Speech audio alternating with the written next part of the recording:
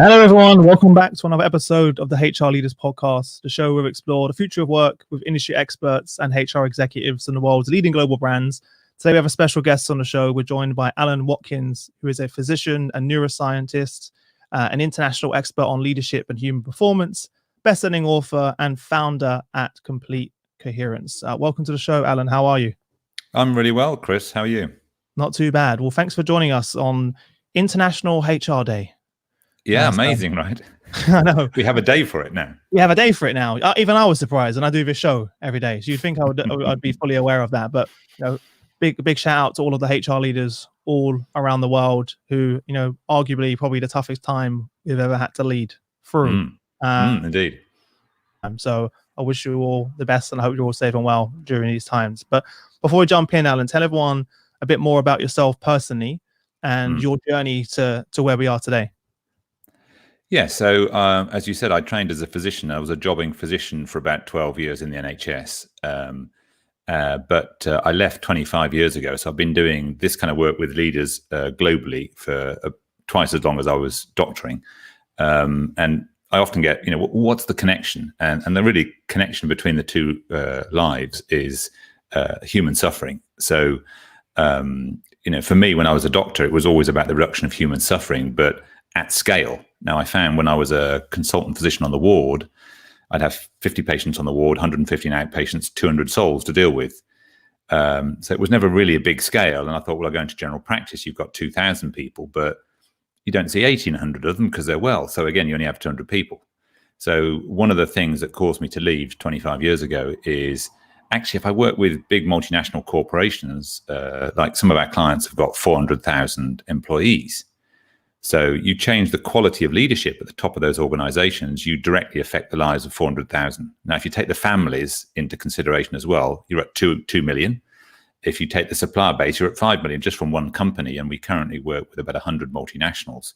So it gives you scale and, you can reach a much greater number of people and hopefully positively impact their lives. Yeah. Similar inspiration for me, by the way, of why I started the show. We was doing our small workshops, our events, and they reach a few hundred people. I was like, I'd love to share all of this experience, the insights, the value I'm seeing in this room. How do I share that on scale? And exactly. That was the inspiration behind this podcast as well. Yeah, and it's exciting, Chris, because there's a lot of people don't realize there's an awful lot we can do to create better lives for ourselves and each other. There's a lot you can do. It's just that people don't realize. And so, I sort of wake up every morning thinking, let's get the message out. There's some simple things you could do, and hopefully we'll talk about some of them, that can make your life and the life of those around you that you care about much, much better. And that's what sort of gets me out of bed every day. Yeah. I know you're working on multiple projects at the same time, something we spoke about before the show I'm always impressed with. But what's really top of mind for you right now, where we should jump into? I guess people are concerned and worried about the whole COVID and what's going to happen. So we might want to talk a bit about that. We might want to talk about, the mental health dimensions, the fear, the panic, the anxiety, all of that. And you and I spoke previously, Chris, about your own struggles with all of that. But really, I'm happy to talk about absolutely anything. I mean, as you know, I was just saying to you before we came on, I'm writing 3 books simultaneously at the moment. So I'm a bit of a polymath. So I actually find it quite enjoyable to literally answer questions on any topic, because it's more interesting, certainly for me. I don't know other people listening, but I find it much more interesting to sort of just meander around wherever you want to take it. Yeah. Well, let's just start with the anxiety piece, because that's something close to home. And all of my friends, family, employees right now is something where anxiety is at an all-time high, and many people are struggling. And our last call, something that really I've been thinking about ever since we had that first conversation is, was talking about, is it really possible to live without anxiety? Because for many of us, including myself, who suffer from anxiety, panic attacks quite often, something I've been living with since I was a young kid. I've always been under this impression that I just have to live with it and cope. Right. And even some of the experts, so-called experts, it seems, that I speak to, it's more coping mechanisms, more putting a band-aid on it, as opposed to really overcoming it. And I'd love to share what you shared with me last week with everyone listening, which is quite powerful. Yeah. So it's really the way that we're trained to understand the human system. And so part of my medical journey was not just training as a doctor, I also did a degree in psychology. I have a PhD in immunology. So how does the entire system, the immune system, and actually pulmonary immunology, so COVID is particularly interesting to me because I've got a PhD in the immune system of the lung, right? But how do all these systems interact? And is it possible to really move the dial, or are you just in the territory of you just have to cope with it? Now, I honestly believe, having looked at this in a great deal of detail, that the problem really is the way that we think about the issue. So most people are in that coping. But imagine a world, if I can use a metaphor, if you look at a 2-year-old child, now a 2-year-old child has yet to develop the ability to regulate their emotion to any great extent, which is why when a 2-year-old is upset amongst a bunch of other 2-year-olds, they all get upset. They're highly contagious, and they can't regulate their emotion. Now, as we grow up as human beings, we get a bit better at regulating our emotion, but not that much better. And so there's a point comes where we've got a certain level of emotional regulation, but it's not that sophisticated, and we stop developing that ability. So most people then just become adults with only a very poor capability around the ability to control any one emotional state. So that takes them into the exact territory you're describing, which is, I can't control the anxiety. The anxiety's got me. I haven't got it. That's why it's subjective. It's a subjective feeling. It's got me. The anger's got me. The anxiety's got me. The panic's got me. So how do you flip that around? How do you get it? How do you get control of it? How do you master it? Now, if you don't learn to get control of the anxiety, it's always got you. And the best you can do in those circumstances is learn to live with it. Now, I'm much more optimistic. I think actually you can get a grip of it. You can train yourself to get control of it to such an extent that it will no longer dominate your life. So you're not having to live in fear that the anxiety might overtake you at any moment, that the depression, the black dog that sits on your shoulder might suddenly get control of you. So you're struggling through your life with the fear that the anxiety, the depression might come back at any moment. I genuinely believe it's possible to completely heal that, to get yourself, but it requires you to do a lot of training in emotional regulation skills. And because we never get taught this at school, in fact, many of our clients, we work with lots of CEOs and C-suites, we're dealing with people in their 50s and 60s who've never really learned how to do this. So they sort of struggle through. And ironically, today, we're even making almost like a badge of honor. Let's talk about that fact that we've never learned that ability, which is good. It's a good thing to be able to speak about it openly and publicly. That is a good thing. But we don't go the extra step, which is, well, why don't we not stop just talking about it, actually learn to fix the problem rather than just cope with the problem? So there's a whole kind of sort of curriculum and agenda of stuff that you can do to actually fix the problem. So as I said to you before, Chris, it is possible for you to actually fix it permanently so you don't have to live in fear of the anxiety coming back. That is possible to do. Mm-hmm. What are some practical steps then that you're training people and working, and not the obviously entire curriculum, but for everyone listening right now who, arguably probably, going through this tough time with everything going on, the anxiety, what are some practical things that we can do to help ourselves and regulate that? Yeah. So again, if you take there are sort of multiple levels to the human system. So most people can see how people behave. So on the surface, I can watch how you're behaving. You can watch how I'm behaving. What you can't see are the 4 levels below that. So what drives behavior is thinking. So hence cognitive behavior therapy, right? Cognition, the way that we think, determines the choices we make, our behaviors, right? But what's driving cognition? Well, how we think about a thing is driven by how we feel. And how we feel about a thing is driven by our emotions, and our emotions is driven by our biology. So there are 4 levels you can't see. Now, if you collapse the bottom 3 levels into some dimension of thinking, then you've actually sort of lost control of those bottom 3 levels. And so the game is really at the bottom 3 levels. So practical steps start at the bottom with physiology. If you learn to control your biology, and this is much, much easier than people realize, there are certain breathing techniques which will give you control of your biology pretty quickly. And in the breathing sort of training, breath training, there are 12 dimensions of your breath you can control, but the most important is the rhythm. Control the rhythm of your breathing. So forget deep breathing. Deep breathing won't do it for you, won't cut it. But rhythmic breathing will start to change your biology pretty quickly. So if you breathe rhythmically and evenly through the center of your chest, not through the abdomen, it's not abdominal breathing, breathe rhythmically and evenly through the center of your chest, then your biology will start to change pretty quickly. And I've done a TED talk on this, so people can go online and look at the TED talk where I actually pulled a guy out of the audience. I put him under some pressure. His biology went into chaos, and he couldn't even do simple math because his frontal lobe shut down. And I taught him how to control his breathing. And literally within a minute, he got control of his biology. So this is much easier. And we taught this to school children. We teach this to execs. It's much easier to get control of your biology when you know exactly what to do. So the journey starts with controlling your biology.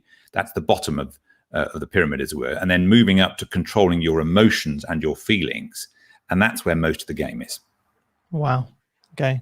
Do you think that's a big challenge that people overcomplicate it? Because in my head, I thought it was so much more complex. I know there's a lot more elements to what you're talking about, but I always thought that it was, something which would take maybe years. No, but that's the good news, right? It literally doesn't take years. I mean, I've had men in their 50s and women in their 50s literally reduced to tears when within 1 or 2 minutes they've got control of their biology, because most human beings, or many human beings, go through their life feeling a bit out of control. I can't control the anxiety, I can't control the panic. And I've shown them very clearly, and they can see it live on screen. Oh my goodness, I can control this.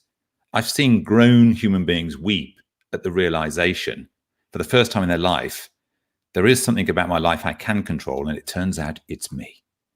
Mm-hmm. And it's actually easier than you think. So it's very encouraging when you see people do that.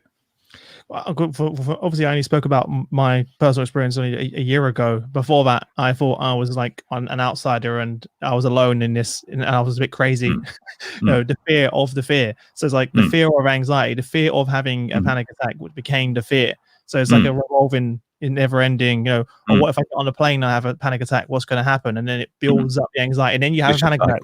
What a coincidence! Or getting on the train, or being alone. So for a while, I had a thing where if I was alone and no one was around, I'd start panicking for no reason. It was, and I knew rationally that there was nothing wrong with me, but the feeling was still there. And even just speaking with people about it, realizing that there's millions of people around the world that feel the same way. That was already a surprise, because none of my friends and family, there were ones that came and said that I'm feeling the same way, but we all just hid it for so long. Well, Chris, so you're all really saying, look, none of us have been trained how to do this.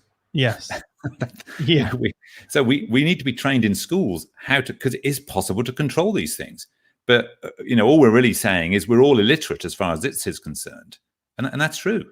But that doesn't mean we can't get control of it. And that's what we're saying is, look, you can get control of it. We just need to teach you how to do that, and it's actually much more straightforward than you realize. Yeah. Fantastic. Well, we're definitely going to delve more into that as well. One of the things that stood out on the last conversation we had was your phrase post-traumatic growth, which I've been using every day with one of my teams and everyone I speak to as well. And I'm trying to really flip it on this head and see this silver lining and improve, come out of this better than I came in. Could you talk more about that?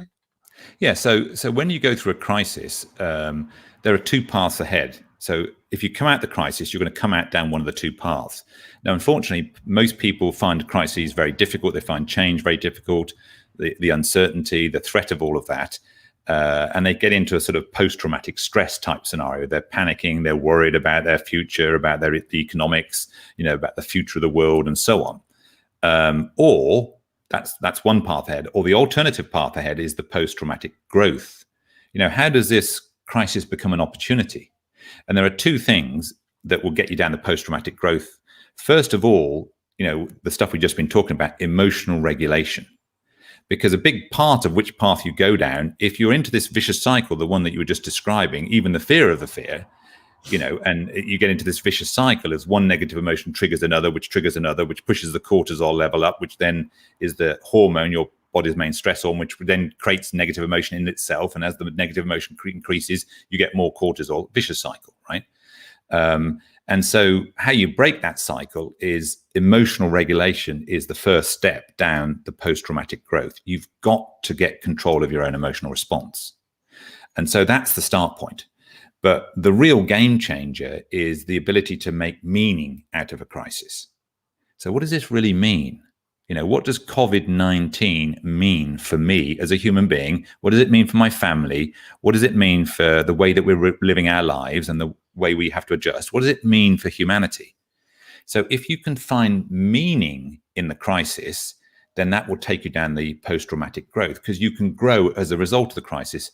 And I used to see this all the time with patients on the wards. There was this very strange phrase that patients used to say to me is, heart attack, best thing that ever happened to me.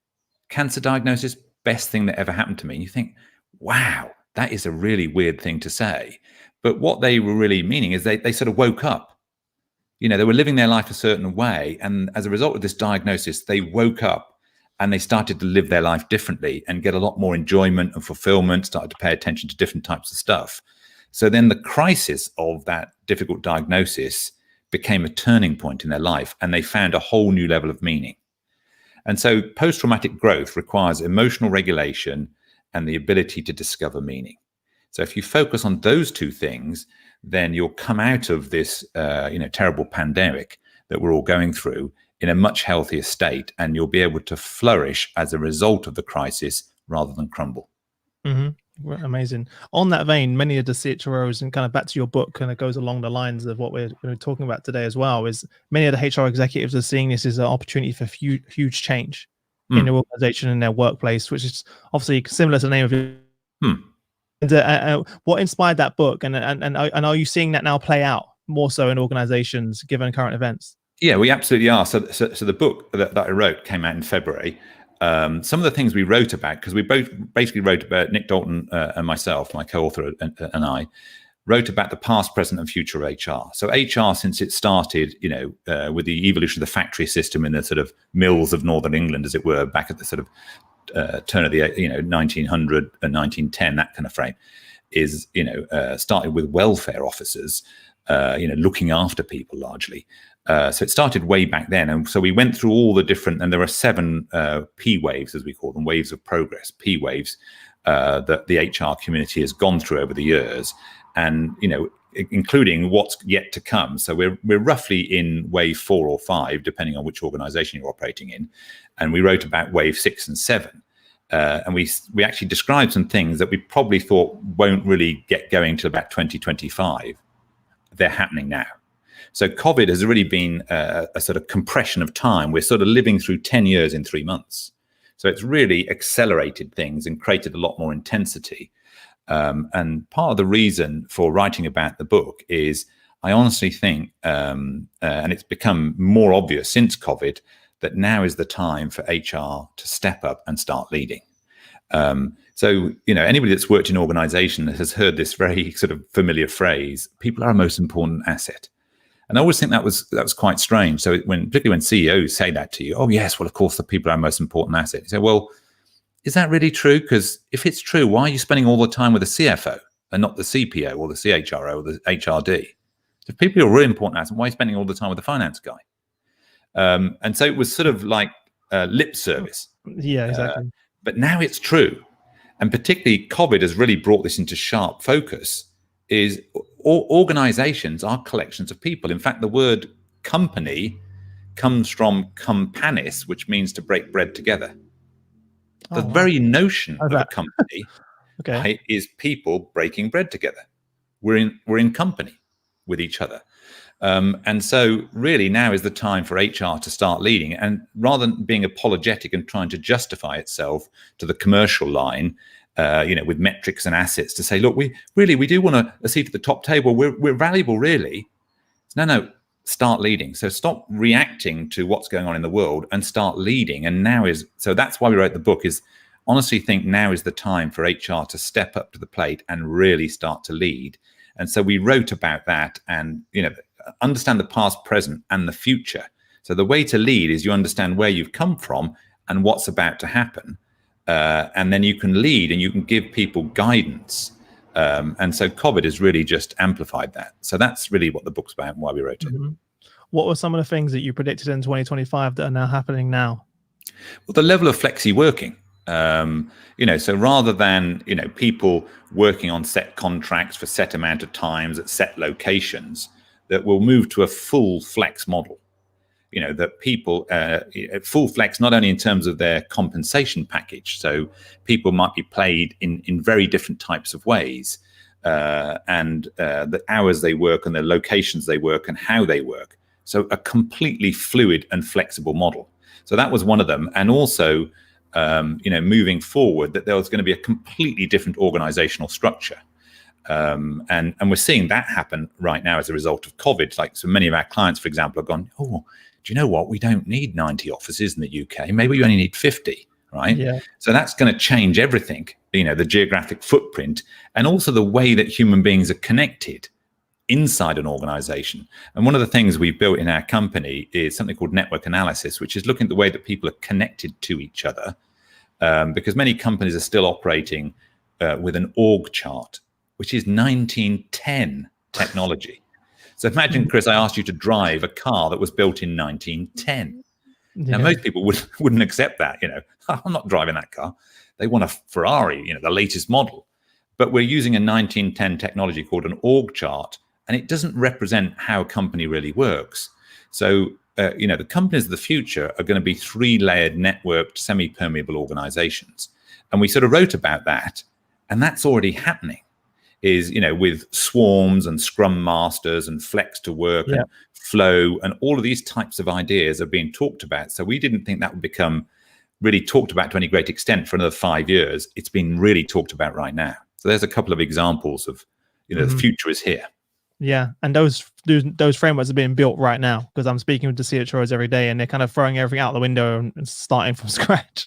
And many of them are really, really excited about it. As well. But when they speak to their employees, many of them are constantly doing surveys, as you can imagine.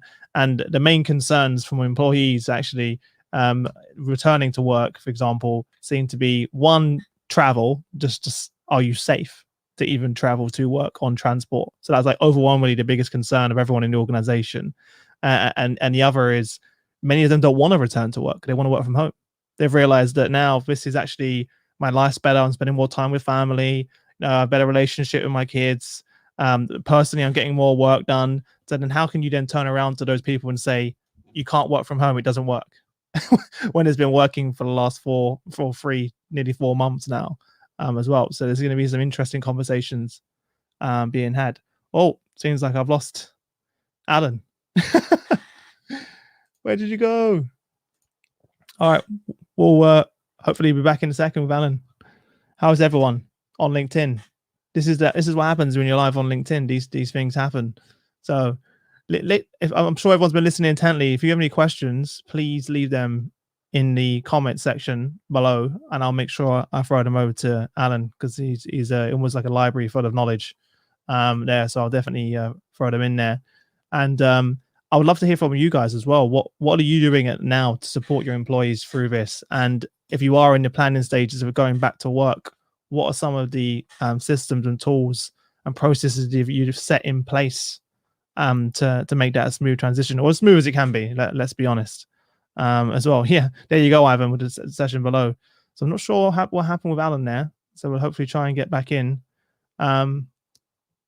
Ahmed, thanks for tuning in. So we've got Switzerland, France, people from all over the world. So thank you so much for joining us. There we go. Thanks for tuning in. Hopefully we'll get Alan back. If not, we'll go offline and then come back in. Olivia, how are you doing? Thanks for joining us as well. It was going, happy International HR Day, Teresa. Hope you're well. All right, we're probably gonna have to jump back in offline, guys, because I'm not sure what happened with Alan. This is the nature of working from home. Kids are probably streaming Netflix, and we've been kicked out as well. But Ivan, let's jump offline, and we'll get Alan back in, and we'll jump online again. We'll see you guys back in a minute, okay?